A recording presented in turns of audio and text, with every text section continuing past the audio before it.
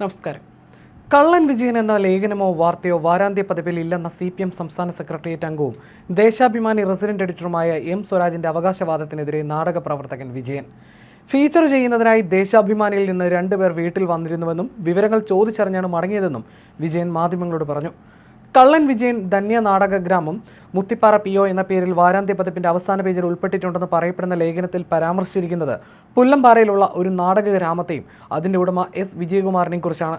നാട്ടിൽ കള്ളൻ വിജയൻ എന്ന പേരിലാണ് S വിജയൻ അറിയപ്പെട്ടത്. ഒരാഴ്ചയാവും വന്നിട്ട് 2 പേരാണ് വന്നത്. എന്നോട് കാര്യങ്ങളെല്ലാം തിരക്കുകയും ഞാൻ പറഞ്ഞു കൊടുക്കുകയും ചെയ്തു. ഫോട്ടോ ആവശ്യപ്പെട്ടിരുന്നു. 2 ദിവസത്തിനിടെ അതും അയച്ചു കൊടുത്തു. ഗ്രൂപ്പ് ഫോട്ടോയാണ് അയച്ചു കൊടുത്തത്, S വിജയൻ പറഞ്ഞു. ലേഖനം പ്രസിദ്ധീകരിക്കുമെന്നാണ് അറിയിച്ചത്. എന്താണ് സംഭവിച്ചതെന്ന് അറിയില്ലെന്നും വിജയൻ പറയുന്നു. ഇതോടെ ദേശാഭിമാനി S വിജയന്റെ ജീവിതം ലേഖനമാക്കാനുള്ള ശ്രമം നടത്തിയിരുന്നതായി വ്യക്തമാവുകയാണ്.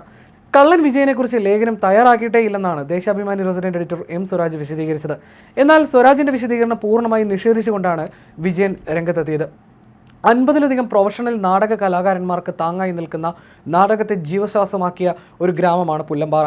അവിടെ നാടക സമിതികൾക്ക് സൗജന്യമായി താമസിക്കാനും ഭക്ഷണം കഴിക്കാനും പരിശീലനം നടത്താനുമായി സ്വന്തം ഭൂമി വിട്ടു നൽകി പ്രത്യേക വേദിയും സ്റ്റേജും ഉൾപ്പെടെ എല്ലാ സംവിധാനങ്ങളും ഒരുക്കിയ വ്യക്തിയാണ് വിജയൻ. പാല കമ്മ്യൂണിക്കേഷൻസ് ഉൾപ്പെടെയുള്ള പ്രശസ്തമായ പ്രൊഫഷണൽ സമിതികളും കുട്ടികളുടെ നാടക സംഘങ്ങളും അതിൽ ഇലകൾ, പച്ചപ്പൂക്കൾ, ചുവപ്പ് പോലുള്ള നാടകങ്ങളിലൂടെ വിപ്ലവം സൃഷ്ടിച്ച ബാലനാടക സംഘങ്ങളടക്കം സജീവമായി ക്യാമ്പ് ചെയ്യുന്ന ഈ ഭൂമിയുടെ ഉടമയാണ് ദേശാഭിമാനി ലേഖനത്തിലൂടെ ചിത്രീകരിക്കാൻ ശ്രമിച്ചത്. കുട്ടിക്കാലത്ത് വീട്ടുകാർ തമാശയ്ക്ക് വിളിച്ചിരുന്ന കള്ളൻ വിജയൻ എന്ന വിളിപ്പേര് നാട്ടുകാർക്കിടയിലും തുടർന്നിരുന്നുവെങ്കിലും കലയ്ക്കായി ജീവിതം മാറ്റിവെച്ച മനുഷ്യനെക്കുറിച്ചുള്ള ഒരു ഫീച്ചറിന് ഇത്തരമൊരു തലക്കെട്ട് നൽകിയതിനെതിരെ പത്രത്തിനുള്ളിൽ തന്നെ കടുത്ത ഭിന്നതയുണ്ടായെന്നും ചില റിപ്പോർട്ടുകളുണ്ടായിരുന്നു.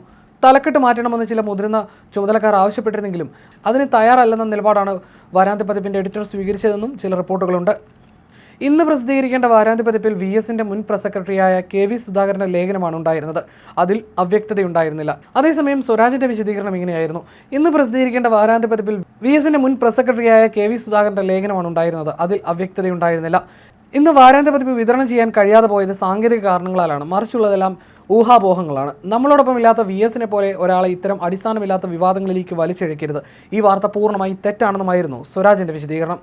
എല്ലാ ഞായറാഴ്ചകളിലും ദേശാഭിമാനി വാരാന്ത്യ പതിപ്പ് ഇറങ്ങാറുണ്ട്. എന്നാൽ ഇന്നത്തെ പത്രത്തോടൊപ്പം അതുണ്ടായില്ല. സാങ്കേതിക പിഴവ് മൂലം വാരാന്ത്യ പതിപ്പിൽ ഇല്ലെന്നും പത്രത്തിൽ അറിയിപ്പ് നൽകിയായിരുന്നു. കള്ളൻ വിജയൻ എന്ന പേരിലുള്ള നാടക നിരൂപണം ഉൾപ്പെട്ടതാണ് അവസാന നിമിഷം വാരാന്ത്യ പതിപ്പ് പിൻവലിച്ചതിന് പിന്നിലെ കാരണമെന്നായിരുന്നു സൂചനകൾ. ഇത് വാർത്തയായിരുന്നു. ഇതേ തുടർന്ന് സ്വരാജ് ഇത് നിഷേധിച്ചുകൊണ്ട് രംഗത്ത് വരികയായിരുന്നു.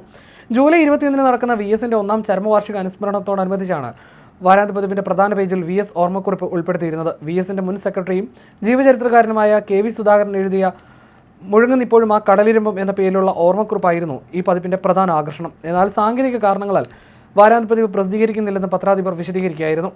ഇതിന് പിന്നാലെയാണ് ലേഖനത്തെ ചൊല്ലി തർക്കമുണ്ടായിട്ടുള്ള റിപ്പോർട്ടുകളും പുറത്തു വന്നത്.